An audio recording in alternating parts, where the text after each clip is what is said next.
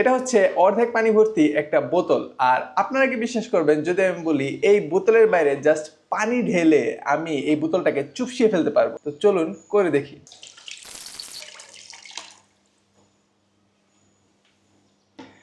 এই যে আমাদের বোতলটি, আমাদের বোতলটি কিন্তু এই যে দুই দিকে এরকম বাঁকা হয়ে চুপসে গেছে।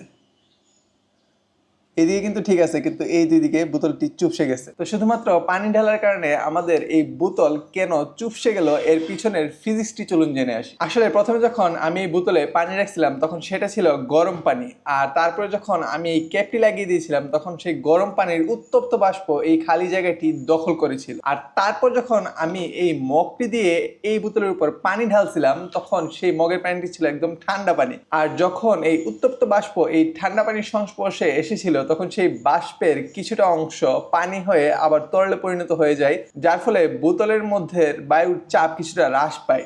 এখন ভেতরের চাপ যেহেতু কমে গেছে, বাইরের চাপ তো ঠিক একই রয়ে গেছে, তাই বাইরে থেকে 1,01,325 প্যাসকেল চাপ এই বোতলটাকে এইভাবে ধাক্কা দিচ্ছিল। আর ভিতরের চাপ যেহেতু কম ছিল, ভেতরের চাপ সেটাকে বাধা প্রদান করতে পারতেছিল না, যার ফলে এই বোতলটা এই দুই দিক দিয়ে চুপসে গেছে। নবম দশম শ্রেণীর কঠিন সব টপিক এমন সহজভাবে বুঝতে চাইলে তোমরা এখনই আমাদের স্পেশাল অনলাইন ফিজিক্স ব্যাচে জয়েন করে ফেলো। বিস্তারিত কমেন্টে দেওয়া আছে।